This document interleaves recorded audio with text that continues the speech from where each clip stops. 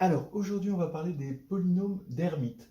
Les polynômes d'Hermite dans le cadre de l'épreuve de 2019 d'agrégation interne, au moins, voilà, la première partie.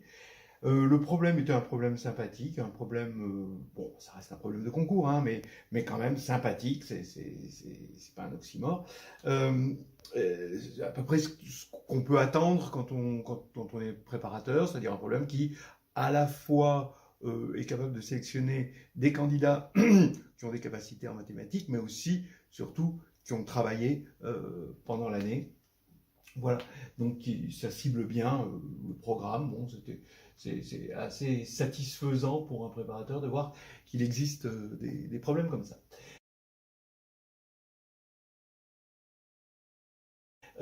Les polynômes d'Hermite font partie d'une grande famille, c'est les polynômes orthogonaux, c'est-à-dire qu'à chaque fois qu'on va avoir une mesure à densité positive, on va avoir des polynômes orthogonaux dans R de x. Voilà. Et le problème, la partie 1, est assez typique, et c'est pour ça que c'est intéressant de faire cette partie 1, c'est que ça balaye bien, pas tout, mais ça balaye bien tout le tralala qu'il y a sur les polynômes orthogonaux, alors qu'on peut après décliner en polynôme de Legendre, de Chebyshev ou quoi que ce soit, mais en tout cas, parce que ça va être toujours les mêmes techniques. Donc ça vaut le coup quand même de regarder ça. Bon, alors regardons. Je ne vais pas suivre le petit 1, le petit 2, le petit 3 du problème, mais globalement, ceux qui ont le problème sous les yeux, vous allez voir que je le suis globalement. Et puis je vais rajouter aussi des questions intéressantes parce que pour voir un peu en situation à quoi ça sert, hein, ces polynômes orthogonaux, ce qui paraissait pas hyper clair quand on regardait juste la partie 1. Alors, sur R de x, hein, donc on va définir une forme P et Q, les P et Q sont dans R de x, c'est l'intégrale de moins l'infini à plus l'infini de P de t, Q de t, exponentielle de moins T2 dt. Donc on a ici notre mesure à densité positive, ici, et là, ça va faire que il faut montrer que c'est une forme bilinéaire, symétrique. Bon, évidemment, il faut montrer que c'est bien défini, hein. Le bien défini est souvent 90% du problème. Bon, alors donc, alors binaire, ça posera de problème à personne, symétrique non plus. Bien défini, regardez, hein, surtout. Ici, P, en plus l'infini et en moins l'infini, P de t, Q de t en valeur absolue va être équivalent à un espèce de t, valeur absolue de t puissance n, et on va avoir exponentielle de moins t2. Donc c'est lui qu'il va falloir regarder. Et puis on fait de la convergence comparée ici. Ça c'est plus petit en plus ou moins l'infini que exponentielle de moins valeur absolue de t. Alors comment le montrer? On multiplie par exponentielle de valeur absolue de t des deux côtés, et on a quelque chose qui va évidemment tendre vers 0, c'est la croissance comparée. On pourrait le faire en plus l'infini et en moins l'infini. À la limite, je conseillerais de le faire comme ça, c'est peut-être plus prudent, mais là, je le fais en un seul coup, en plus ou moins l'infini avec la valeur absolue. Bon. Ça, c'était la première question. La deuxième question, c'est l'existence d'une base de R de x, QI, telle que Q0, etc., Qn, engendre Rn de x. D'accord? Rn de x, c'est l'espace des polynômes de 2 inférieur ou égal à n, pour tout n, et orthogonale pour cette forme. Ah oui, alors j'ai oublié de dire que c'était aussi une forme définie positive. Alors, définie positive, alors d'abord positive, ça pose pas de problème parce que l'intégrale de P2 de t dt exponentielle de moins t2 dt, ça va être positif. Si c'est nul, étant donné donc il y a un petit argument de continuité qui va nous dire que ça veut dire que P au carré est nul, et donc que P est nul, mais il ne faut pas oublier cet argument de continuité, hein, qui est essentiel et qui est certainement attendu de pied ferme par les correcteurs.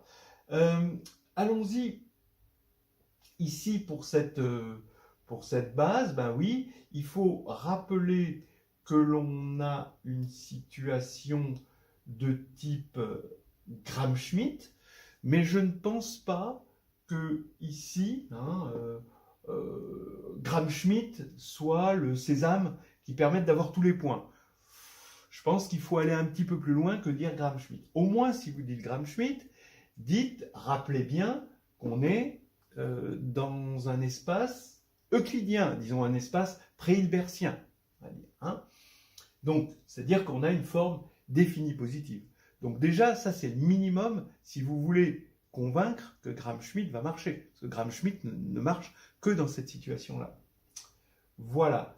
Sinon, pour aller plus loin dans Gram-Schmidt, ben, il faut partir de la base canonique des polynômes, donc les monômes unitaires, 1, x, x2, x3, xk, et puis construire, regardez, alors bon, je mets un dièse parce que c'est pas encore Q, parce qu'après il faut que ce soit unitaire, donc il n'est pas, si, oui, c'est à peu près clair que là ça va être unitaire. Bon, oui, donc je pourrais directement, mais généralement on nous demande une normalisation, et c'est bien d'avoir une étape intermédiaire.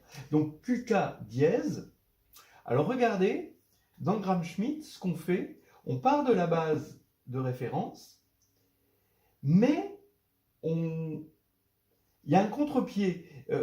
On ne va pas écrire la nouvelle base en fonction de l'ancienne. En fait, si vous regardez bien, c'est l'ancienne qu'on écrit en fonction de la nouvelle. Et qu'on construit par récurrence. Et qu'on construit donc par récurrence et donc de façon triangulaire supérieure. On a une matrice de passage qui est triangulaire supérieure de l'une à l'autre et donc de l'autre à l'une. Et regardez, vous mettez xk moins somme de j égale 0 à k-1 de, alors, xk qj dièse, qui a été construit par récurrence, sur qj dièse, donc ça, je vais en parler plus tard. Ce dénominateur, quand même, les dénominateurs, il faut les regarder toujours avec un œil cétique, et fois qj dièse. Alors, il faut bien expliquer que par récurrence, ce qu'on va obtenir est une partie libre. Q0 dièse, Q1 dièse jusqu'à QK dièse, ça va être une partie libre. Donc en particulier des éléments non nuls. Ce qui va faire que par récurrence, on va pouvoir définir ça comme non nul et le mettre au dénominateur. Voilà, ça c'est important. Ensuite, c'est simple. Il faut l'initialiser à Q0 dièse égale 1, donc c'est-à-dire le premier élément de la base de référence, ici qui est la base canonique des polynômes. Et maintenant, il faut montrer, pour montrer que c'est orthogonal, eh bien, prendre i inférieur à k. Il suffit de montrer que pour tout i par symétrie, que pour tout i strictement inférieur à k, qk dièse, qi dièse est égal à 0. Et oui, regardez, quand vous multipliez par qi dièse, là vous avez xk qi dièse moins.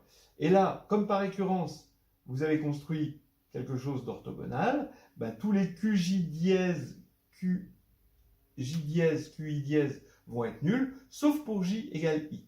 Ce qui va faire que ici, vous allez avoir qi dièse, divisé par qi dièse, ce qui va se simplifier, fois xk qi dièse, puisqu'on est au terme j égale i, qui lui va s'éliminer avec celui-ci, et ça va faire 0.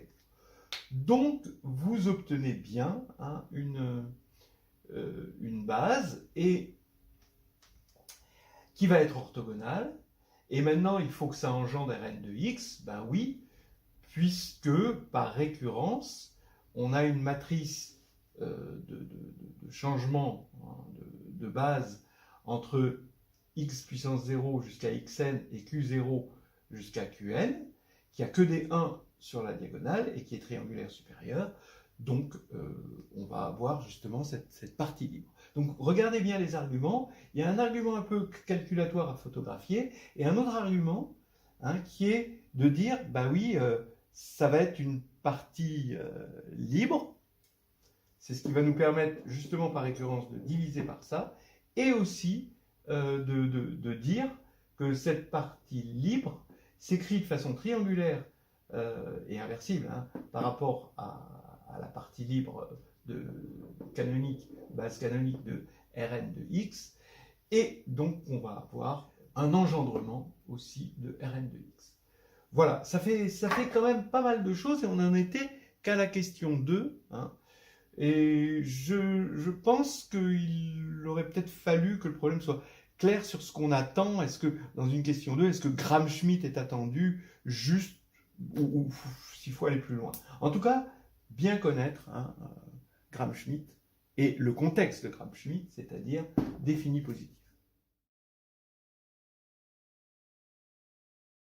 Bon, alors maintenant, ça y est, on définit les polynômes d'Hermite. Hn de x, c'est l'exponentielle de x2 fois exponentielle de moins x2 dérivé n fois. Et effectivement, ça, à chaque fois que vous allez dériver, vous allez avoir exponentielle de moins x2 fois un polynôme, et avec l'élimination, on va bien tomber sur un polynôme.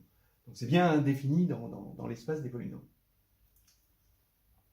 Alors, donc, voilà, hein, on commence avec les petites sommations d'usage.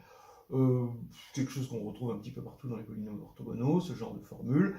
Hn plus 1 est égal à moins 2x, Hn plus H'N, comme fonction de x, hein, évidemment.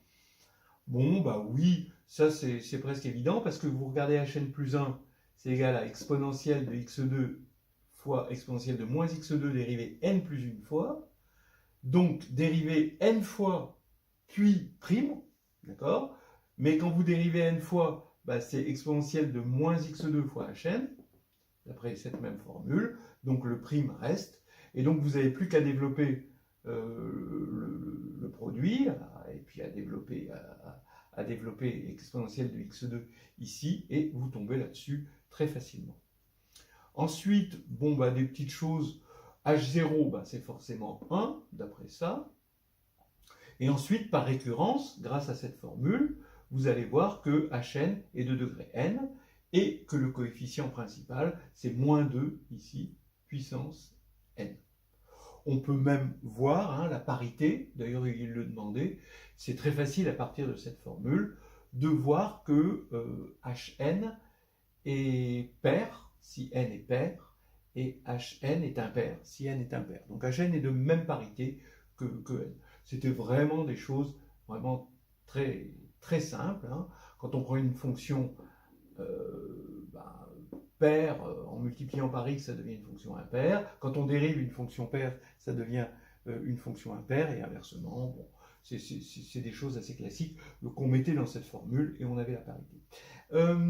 C'est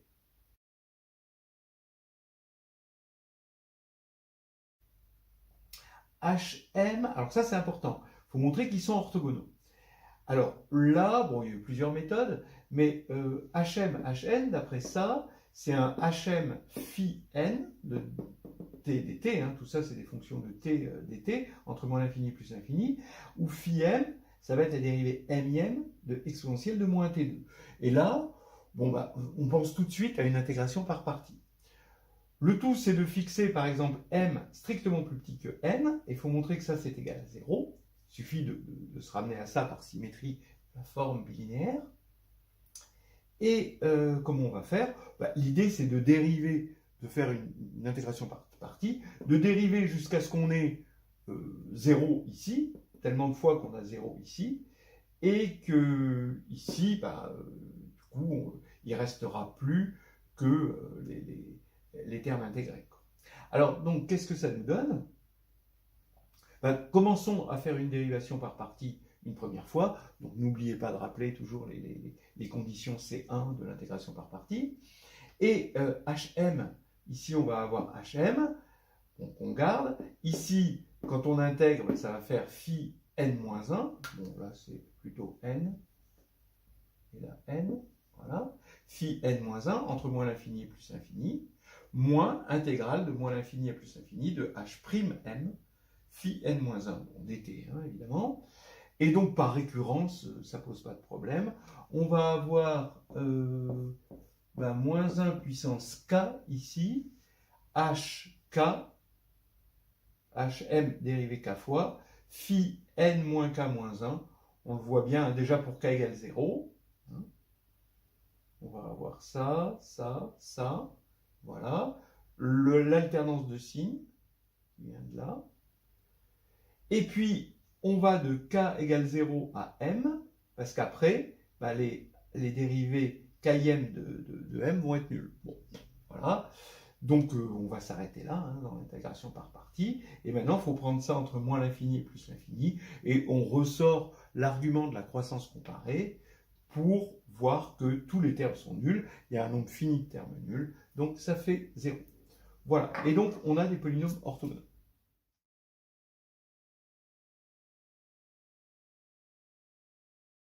Alors là, on arrive à la question 5, qui est naturelle. Hein. Est-ce que Hn est collinéaire à Qn? Effectivement, on avait construit une base échelonnée orthogonale avec des Qn unitaires. Et là, on tombe sur une base échelonnée orthogonale, hein, pour les degrés, échelonnée pour les degrés.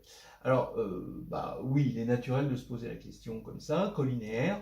Bah, l'idée est de penser en termes d'orthogonalité, évidemment. Donc on a le sous-espace de Rn de x, hein, on regarde comme sous-espace de Rn de x, engendré par les hi de 0 à n-1. Donc ça, comme c'est échelonné, comme les hi sont échelonnés, c'est le sous-espace Rn-1 de x, de Rn de x, mais c'est pareil pour la même raison, hein, les mêmes causes ont les mêmes effets, pour les qi. D'accord? Donc maintenant, qu'est-ce que je peux dire? Je peux dire que le sous-espace engendré par Hn, eh ben, c'est l'orthogonale pour la forme qu'on a construite ici de ce sous-espace. D'accord? Bah oui. Mais c'est aussi Qn, ce sous-espace. Hein, Qn est aussi cette orthogonale, pour les mêmes raisons, dans Rn de x, ce qui va faire que cette droite-là est égale à cette droite-là, donc ils sont bien collinaire. Donc voilà, bon, ça c'était assez naturel, hein, je pense, d'utiliser l'orthogonalité, hein, et la dimension de l'orthogonale. Ensuite, il y avait une sixième question avec montrer que H'N est proportionnel à Hn-1. Et de trouver ensuite alpha n, hein, cette constante de proportionnalité. Alors ça, une fois qu'on sait que c'est proportionnel, c'est facile de mettre moins 2n. Donc je remercie le concepteur du problème, hein, d'avoir fait ça en deux temps, parce que s'il avait mis directement moins 2n Hn-1, ça aurait été peut-être un petit peu difficile à imaginer, hein. Mais en disant montrer que c'est proportionnel, on se doute de comment on va faire. Bien, on va prendre H'N. Bon, voilà ce que je propose. Hein. H'N, ben forcément, il est de degré inférieur ou égal à n-1, il est même de degré égal à n-1, donc il est dans ce sous-espace. Donc il se décompose dans la base des HK pour k allant de 0 à n-1. Et ce qu'on nous demande, c'est de montrer que tous les autres coefficients sont nuls, à part pour n-1. Donc c'est facile de calculer les coefficients. Il suffit de regarder bon, et de normaliser évidemment, parce que ça c'est pas normalisé, mais il suffit de montrer que H'N HK est égal à 0. Si j'arrive à montrer ça, alors ça veut dire que les composantes en HK pour K strictement plus petit que N-1 vont être nulles. Voilà. Donc il suffit de montrer ça. Alors attention, hein, je n'ai pas dit que ça c'était le coefficient. Il faut diviser par HK pour avoir le coefficient, mais bon, si c'est nul, alors le coefficient est nul. Bah oui, donc on ressort cette vieille formule qu'on avait montrée en 3, H'N égale Hn plus 1 plus 2x Hn, d'accord? Pour dire que maintenant, quand on va faire HK scalaire H'N, eh ben ça va faire HK Hn plus 1. Donc ça, c'est clair que ça fait 0, parce que k, il est différent de n plus 1, et on a une base orthogonale. Maintenant, on a une petite difficulté avec le produit de xHn et de hk. Alors pour cela, on va regarder hn fois, au lieu de regarder xhn fois hk, on va regarder hn fois xhk. Maintenant, xhk, il est encore une fois dans le sous-espace des polynômes de degré inférieur ou égal à n-1. D'accord? Parce que k est strictement plus petit que n-1, donc quand on multiplie par x, on reste inférieur à n-1 en degré. Voilà. Et donc, il va s'écrire dans la base des HI, I de 0 à n-1, qui est orthogonale à Hn. Donc, cette intégrale, de moins l'infini à plus l'infini, va bien sûr être forcément nulle comme somme finie de choses nulles, quoi. Voilà. Donc, en gros, qu'est-ce qu'on a montré? Que HK, H'N est égal à 0, parce que scalaire lui et scalaire lui, ça fait 0. Et donc, que la composante en HK, pour k strictement plus petit que n-1, de H'N est égal à 0. Donc, il ne reste plus que H'N égale à un certain alpha n de Hn-1. Mais maintenant, vous voyez que le problème, il ne nous demande pas de calculer les HI, il ne nous demande pas de montrer des formules compliquées. Et maintenant, le alpha n, il est facile à connaître parce qu'on avait vu que le coefficient dominant de Hn, ici, c'était moins 2 puissance n. Donc on va avoir n fois, parce que c'est degré n, donc n fois moins 2 puissance n égale à alpha n fois moins 2 puissance n-1, ce qui va nous faire alpha n égale moins 2n. Dans un deuxième temps, c'est très facile d'aller cueillir alpha n. Voilà. Et là, on se mettait à avoir des questions très faciles, hein, où il suffisait de faire une combinatoire des formules obtenues pour obtenir ce qu'on voulait. Hein. Vraiment, il n'y avait rien, juste un tout petit peu de système D de base, hein, de la combinaison linéaire. Hein. Hn, il faut montrer que c'est une fonction solution de y seconde moins 2xy' plus 2ny. Donc vous voyez, ça aussi c'est classique dans les polynômes orthogonaux, qui soient solutions comme ça d'une famille comme ça d'équations différentielles. Alors ici, on a H'N. Alors pour le montrer, on calcule, on part de cette formule qu'on avait obtenue, H'N égale Hn plus 1 plus 2xHn, qu'on redérive ici. Alors on écrit ça, et H'N plus 1, on dégaine la formule qu'on avait obtenue ici, mais pour n plus 1. Donc on va avoir moins 2 facteur de n plus 1 Hn. Et là, ça se simplifie ici, il ne reste plus que moins 2n Hn, plus 2x H'N, ici. Et puis après, il n'y a plus qu'à faire cette combinaison linéaire. Y seconde, là, donc ici, moins 2xy', donc ici. On multiplie donc par moins 2x. Et déjà, on voit qu'on va obtenir ça, donc finalement ceci, qui va bien faire 0, et avec le moins 2x de ce qui reste, moins 2x fois ça, plus 2x fois ça, d'après cette formule multipliée par moins 2x, ça fait bien 0. Bon, c'est vraiment du petit bricolage, c'est rien du tout. Hein. Bon, donc on trouve ça. Ensuite, le 8, où on nous demandait de montrer que Hn plus 1 plus 2x Hn plus 2n Hn-1 égale 0, ça aussi, c'était pas grand-chose. Le tout, c'est de savoir quelle formule utiliser. H'N égale moins 2n Hn-1, encore une fois. Et H'N égale Hn plus 1 plus 2x Hn. Donc, si on fait une combinaison des deux, c'est immédiat qu'on obtient ça. D'accord. Et ça, c'était les formules qu'on obtenait ici, je crois, en 6 et ici en 3. C'était à partir de 9 qu'on nous demandait la parité. Alors oui, effectivement, on pouvait le faire avant, la parité, mais ici, la parité devient vraiment évidente. Voilà. Et après, on attaquait le dur. C'est-à-dire, le dur, c'était la question 10. Alors maintenant, la 10e question de la première partie, elle n'était pas facile. Surtout, posée à brûle-pourpoint comme ça, sans indication particulière. Montrer que Hn possède n racines réelles distinctes, donc alpha 1, alpha 2, alpha n, réelles, hein, donc ordonnées. Hein. Bon, là, c'était pas évident, même si c'est tout de même un classique dans les polynômes orthogonaux, et qu'on pouvait trouver, par exemple, hein, dans le carnet de voyage en analysant, c'est fait dans le cadre d'une autre famille de polynômes orthogonaux, mais on peut appliquer, c'est toujours la même méthode, on peut appliquer à n'importe quelle famille, hein, et ici au polynôme d'Hermite. Alors, regardez la méthode. L'idée, quand même était pas évidente quand même. Bon, sauf si on l'a déjà vu quelque part. On va poser f indice n, le produit des x moins alpha i, où les alpha i, cette fois-ci, attention, ce sont les racines de hn à multiplicité impaire. Voilà.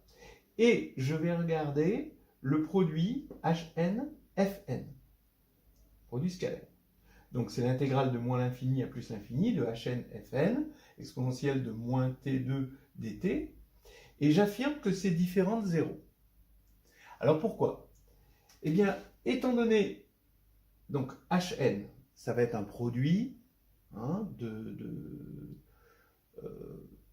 polynôme irréductible sur R. Donc comme c'est un produit de polynômes irréductibles sur R, il va y avoir les polynômes irréductibles de degré 2, sans racine, donc qui ne vont pas changer de signe, puisqu'ils vont être toujours de même signe, puisqu'ils n'ont pas de racine, autrement l'infini plus l'infini. Et il va y avoir les polynômes de degré 1, x moins alpha i, alors soit avec une puissance paire, dans ce cas-là, ça ne va pas changer de signe non plus, soit une puissance impaire, mais dans ce cas-là, en multipliant par fn, on va retrouver une puissance paire.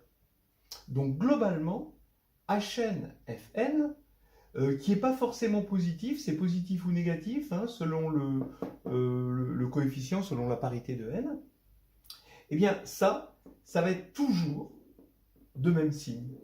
Voilà, c'est ça l'idée.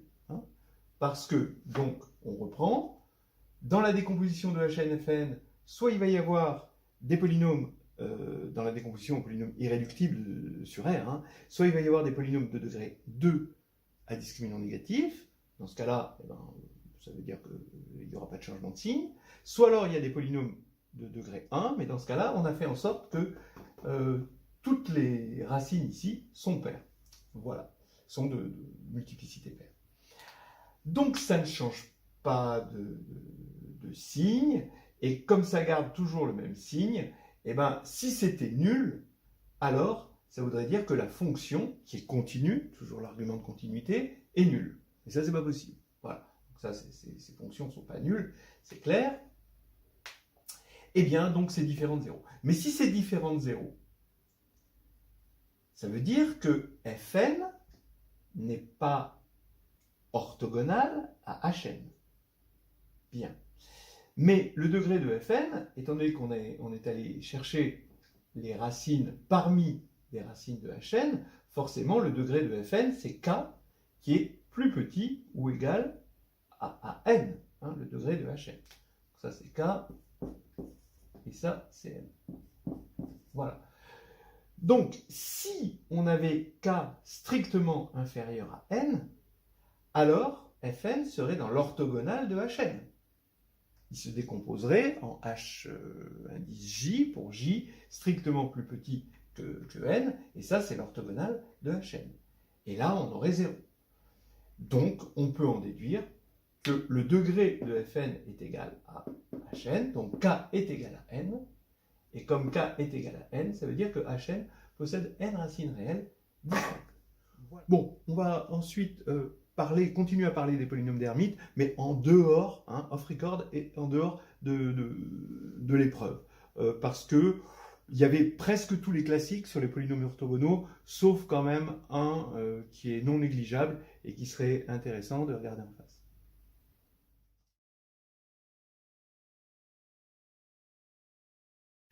Alors, on a fait le tour des questions qu'il y avait dans cette partie 1 de l'épreuve 2 de 2019. Sur les polynômes d'Hermite. Mais on n'a pas fait le tour de toutes les questions classiques qu'on pourrait poser sur les polynômes d'Hermite et plus généralement sur les polynômes orthogonaux. On va essayer d'en regarder deux auxquelles on a échappé. Une question va porter sur l'entrelacement des racines, l'autre question sur ce qu'on appelle la quadrature de Gauss, qui est un grand classique.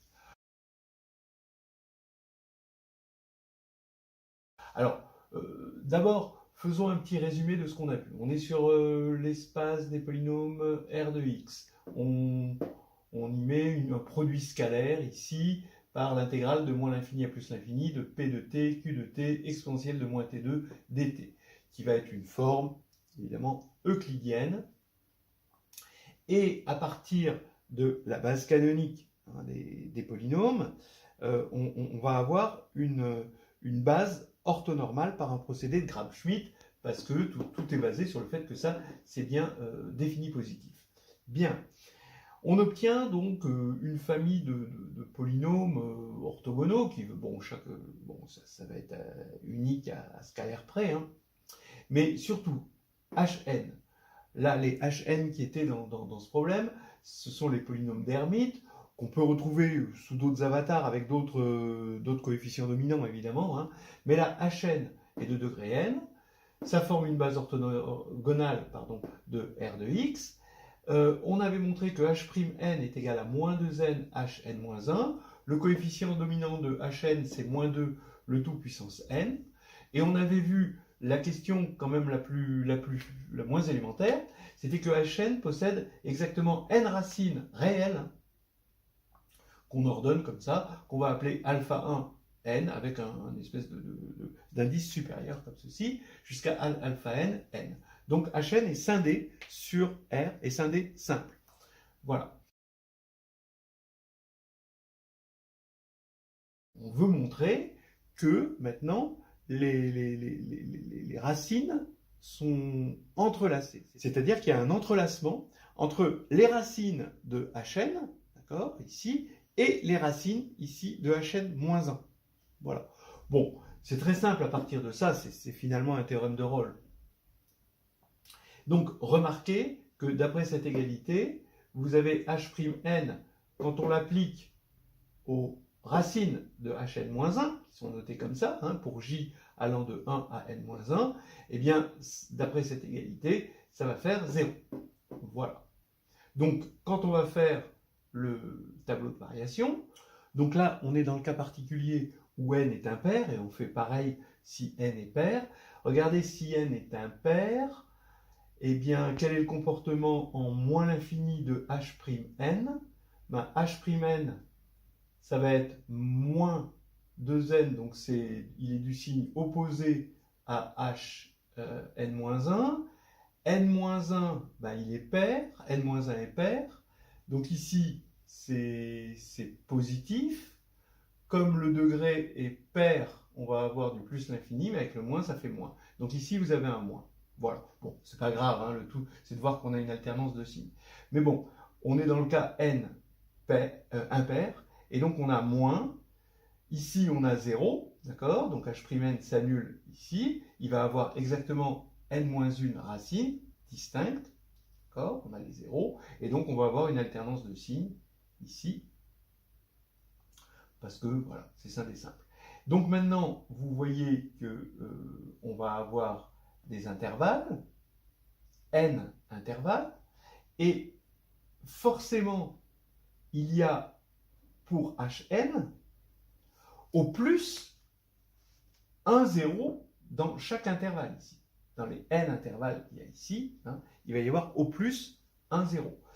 Mais comme on sait que on a balayé de moins l'infini à plus l'infini et qu'il y a exactement n racines, eh bien, il y a exactement une racine par intervalle.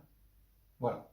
Donc ici, vous allez avoir une racine ici, une racine ici, une racine ici, etc., une racine ici, et vous avez les n racines. Et donc, vous voyez bien que vous avez un entrelacement des racines, hein. Vous allez avoir un alpha 1 n, strictement plus petit que alpha 1 n-1, strictement plus petit que alpha 2 n, etc., etc. Jusque-là. Voilà. C'est l'entrelacement des racines, quelque chose qui va marcher très souvent avec les polynômes orthogonaux.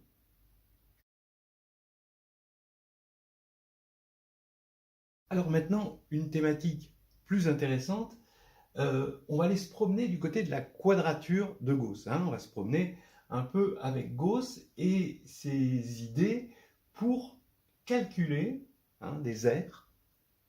Donc l'idée de quadrature, c'est quoi? C'est comme pour la quadrature du cercle, c'est-à-dire qu'on va remplacer l'aire de quelque chose de courbe par l'aire de quelque chose qui est plutôt carré ou rectangle, hein, d'accord? C'est ça une quadrature.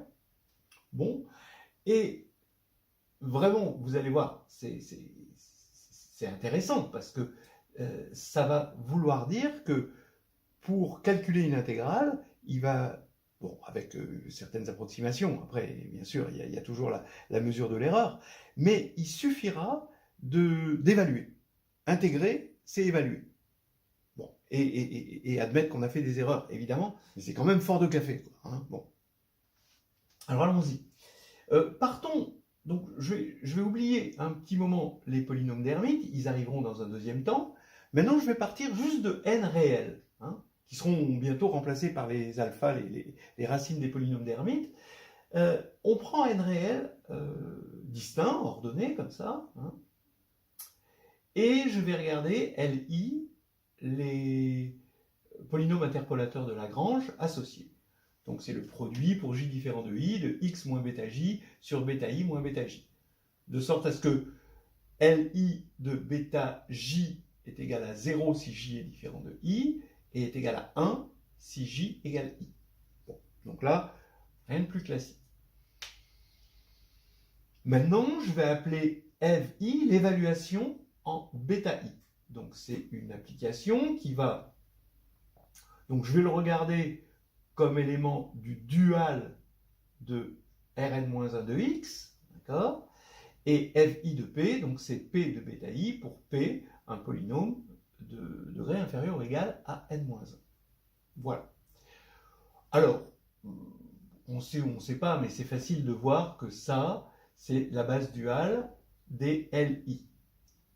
Alors, ce qui est intéressant tout de même dans cette histoire de base duale, c'est que la dualité est facile à prouver, parce que évaluer I, Fi en Lj, ben, on vient de voir que ça donnait delta Ij, le Kronecker. Et ça implique forcément que cette famille et cette famille sont des bases respectives ben, du dual de Rn-1 de x et de Rn-1 de x. C'est très facile à montrer que c'est une partie libre et qu'il y a le bon nombre. Donc, ici, qu'est-ce qu'on a? Ben, dès que j'ai une forme linéaire sur Rn-1 de x, ben, elle va se décomposer dans la base. Là, j'ai rien dit, il y a des coordonnées lambda j. Bon, maintenant, ce que j'affirme, c'est que quand j'applique la forme linéaire L à grand L indice I, donc le polynôme interpolateur de Lagrange, ben, je vais avoir une somme des lambda j Fj de Li, mais ça c'est le Kronecker, d'après ce qu'on a vu, et donc ça fait lambda I. Donc ici, vous avez lambda I, qui est exactement L, petit l de Li. Donc ça, ce sont des formules assez classiques dans la dualité. Maintenant, on va choisir pour petit l la forme linéaire qui a un polynôme p de Rn-1 de x associe moins l'infini plus l'infini de p de t exponentielle de moins t2 dt, dont on a vu hein, dans l'épreuve que c'était bien défini, c'était la première question, donc tout va bien. Donc, on est en train de dire que L de P, c'est égal à une somme de J égale 1 à N, de lambda J P de bêta J, d'accord? Puisque ici, j'évalue en P, et Fj de P, c'est P de bêta J par définition. Voilà. Alors, regardez, ben oui, on est arrivé ici à l'idée de quadrature. C'est-à-dire que ici, on a une intégrale, on veut calculer, on veut mesurer une surface, on veut mesurer quelque chose, on a une mesure qui nous demande ben, des calculs savants quand même. Et là, on a finalement des rectangles, en quelque sorte, une somme de rectangles, hein, d'accord? Avec ça, c'est une hauteur, et ça, on peut le voir comme une largeur. Donc attention, pour l'instant, on ne sait pas que lambda j est strictement positif, on le verra dans le cas des polynômes d'Hermite. Donc voilà un programme qui est merveilleux, mais il y a un hic. Le hic, c'est que on peut calculer une intégrale, mais finalement, cette intégrale, ici, on va la calculer pour des polynômes assez restreints. Hein. il faut qu'on reste dans le cadre de Rn-1 de x. Vous allez me dire les lambda j, les lambda j ça va être des nombres qu'on va trouver dans les abacs en quelque sorte, hein. Il suffit de les calculer, hein. Il suffit de les calculer pour les LI, et après on a ça. Donc voilà, en gros, pour l'instant, on a une méthode de quadrature qui est expliquée ici. À gauche, on a une intégrale, à droite, on a finalement des rectangles, et donc des multiplications, des choses faciles à calculer. Et on va essayer maintenant d'améliorer le processus, et c'est là où les polynômes orthogonaux entrent en scène. Alors maintenant, on va vraiment attaquer les polynômes d'Hermite avec les n racines distinctes. Maintenant, les LI, c'est les polynômes de Lagrange associés à ces racines. C'est-à-dire que LI de alpha j égale delta ij. Bon. On a toujours la forme linéaire L, petit l, hein, qui est définie. Alors on va la définir maintenant sur R de x en général, hein, parce que ça peut être défini sur R de x. Donc L de P, c'est l'intégrale de moins l'infini à plus l'infini de P de T exponentielle de moins T2 dt. Et on a vu, d'après ce qu'on a vu tout à l'heure, hein, L de P, en appliquant tout simplement pour ces racines-là particulières, L de P est égal à la somme de j égale 1 à n de lambda j, P de alpha j, où lambda j, ça va être des poids, hein, ça va être les petits l de grand L indice j. Voilà. Donc c'est la méthode de quadrature de Gauss, mais dont on se désolait qu'elle était valable dans quelque chose de très restreint, c'est-à-dire il faut prendre P dans Rn-1 de x. Eh bien, la bonne nouvelle, voilà le théorème, c'est que cette formule est valable pour P dans R 2n-1 de x. Donc elle dédouble son champ de validation. C'est énorme, hein, c'est vraiment énorme, et c'est là la grande force de ces endroits. C'est-à-dire que pour trouver une intégrale, en gros, on va devoir évaluer, donc intégrer c'est évaluer, avec une erreur évidemment, hein, je suis d'accord, en général, mais ici, on n'évalue pas n'importe où. La courbe a ses chakras, en quelque sorte, hein, des endroits particuliers sur lesquels Dr Gauss il sait prendre la température et calculer l'intégrale. Extraordinaire. Bon, eh bien, allons-y pour la preuve. Donc, extension du domaine de validité de la formule, hein, ça c'est énorme. Et puis ensuite, on prendra P, une fonction continue, et puis voilà, super compacte quand même, pour qu'elle se rapproche d'un polynôme, et on voit bien que ça va bien marcher. Alors, ici, vous prenez P dans Rn-1 de x, on a vu que cette formule était valable, c'est ce qu'on a fait tout à l'heure. Maintenant, on prend P quelconque, mais de degré inférieur ou égal à 2n-1.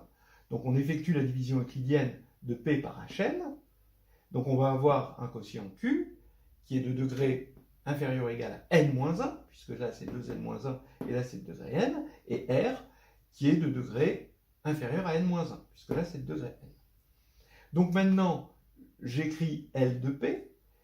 L de P c'est une intégrale, ici, là c'est une intégrale, et là c'est une intégrale. L'intégrale ici c'est L de R, évidemment, et là, l'intégrale qu'on va avoir ici, d'après la définition de L de P, ça va être exactement le produit scalaire HNQ. Comme c'est le produit scalaire HNQ, ça fait 0. Pourquoi? Parce que Q, il est dans Rn-1 de x, donc il se décompose dans la base des HI de 0 à n-1, qui sont tous orthogonaux à Hn. Donc ici, on a 0, et là, on a L de R. Et L de R, on est dans le domaine de validité de la formule, puisque R est de degré inférieur ou égal à n-1, donc on peut appliquer la formule. Mais R de alpha j, d'après la division euclidienne, et le fait que les alpha i sont racines des Hn, c'est aussi P de alpha j. Donc vous voyez que L de P égale ça, donc on a encore la même formule. Voilà, ça c'est magnifique. Alors maintenant, vous avez dit que c'est possible, dans ce cadre-là, de montrer que les lambda sont positifs, c'est ce qu'on appelle des poids. Hein. Donc lambda j, pourquoi c'est strictement positif? Il suffit de prendre, pour P, alors c'est une belle astuce, hein, Lj au carré. Parce que maintenant, Lj comme c'est de degré n-1, d'accord, c'est le nombre de racines moins 1, par 2 points passe une droite, par 3 points passe une parabole, puis on enlève toujours 1, et on a vu dans les LJ dans la définition de LJ que c'était de degré n-1, mais c'est bien de le voir comme ça avec le fait que par 2 points passe une droite, moi ça m'interpelle. Eh bien, LJ carré va être de degré, quoi 2n moins 2. Voilà. Donc, on est dans le domaine de validité de la formule.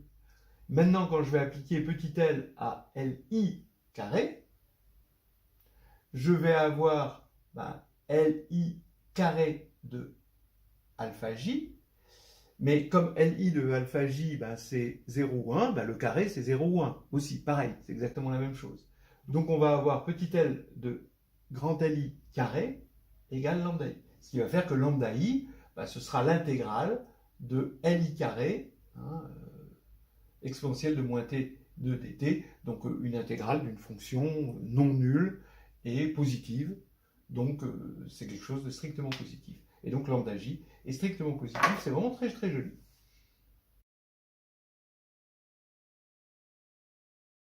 Voilà, donc maintenant l'idée c'est de partir d'une fonction f continue. On va supposer qu'elle est un support compact, ici un support dans l'intervalle AB, parce que quand même on a un problème ici entre moins l'infini et plus l'infini si on veut appliquer le théorème de Weierstrass. On se donne epsilon positif. On va trouver d'après le théorème de Weierstrass un polynôme P qui va approximer à epsilon près f, et on va supposer que P est de degré n. D'accord? Donc ça c'est le théorème de Weierstrass. Et maintenant, qu'est-ce qu'on va avoir? C'est ça l'idée de Gauss, c'est d'approximer l'intégrale qu'on veut calculer ici, parce que bon, on a un certain nombre d'intégrales à calculer pour des fonctions, on a une mesure à densité, et il faut calculer ces intégrales-là.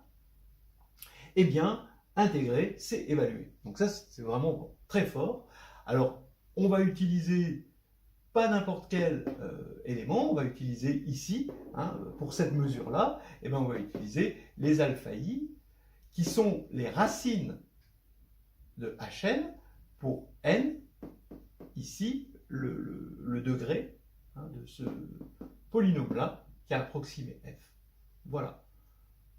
Alors évidemment, pourquoi c'est vrai? On s'en doute, parce que si on appelle ça L de f, L de f va ressembler à L de P, puisque P ressemble à F. L de P, d'après ce qu'on a vu, c'est égal à ça. D'accord? Pour P, ça marche. Et comme P ressemble à F, on peut remplacer ici en disant que ça va ressembler à la somme des lambda i F de alpha i. Voilà, tout simplement. C'est tout bête. Donc on va avoir une bonne approximation. Je vous laisse regarder les détails, mais vous voyez que ça approxime bien. Je pense que vous êtes convaincus que ça approxime bien les choses. Et donc, c'est pour ces alpha i là que l'approximation va être la meilleure, parce qu'elle va avoir le plus grand domaine de validité possible. Entre parenthèses, donc regardez, si P est de degré 2n, on a tout de suite un contre-exemple que c'est pas égal, 2n-1 est optimal quand même, parce qu'il suffit de prendre Hn carré. D'accord? Alors L de Hn carré, c'est égal à Hn. Donc ça, c'est différent de 0 parce qu'on a une forme euclidienne. Et pourtant, la somme des lambda i Hn carré de alpha i, comme alpha i c'est racine de Hn, ça fait 0. Donc ici, on a du non nul. Donc on voit tout de suite que c'est faux dès qu'on sort du domaine de validité. Mais quand même, c'est une bonne approximation. Voilà. C'est la meilleure approximation possible. Et donc, Gauss a trouvé les chakras de la courbe. C'est ça qui est excellent. Alors, tout ça pour dire, ces choses-là, vous allez les trouver dans le livre, je le conseille vraiment, le livre de Michel Schatzman, Calcul numérique. Donc Michel Schatzman, qui était ma collègue à Lyon, qui était quelqu'un qui avait le talent d'expliquer avec une grande intelligence, une grande lucidité, une grande perspicacité le calcul numérique. Oui, donc je conseille aux gens qui sont pas portés sur le calcul numérique comme j'étais quand j'étais en classe prépa, les gens qui sont plus portés vers des choses plus algébriques où les chemins de la connaissance sont plus éclairés, où il y a moins de calculs qui viennent nous embrouiller, etc., où on aime savoir ce qu'on fait, pourquoi on le fait, etc. Donc je conseille fortement le livre de Michel Schatzman, Calcul numérique, surtout à ces gens qui n'aiment pas spécialement le calcul numérique, voilà, qui pensent que le calcul numérique c'est quelque chose justement qui a le mot calcul et numérique et donc que c'est aux antipodes de la réflexion. Ben non, justement, le livre de Schatzman est vraiment c'est un chemin de lumière, quoi. Ça parle à votre cœur et à votre cerveau. Voilà.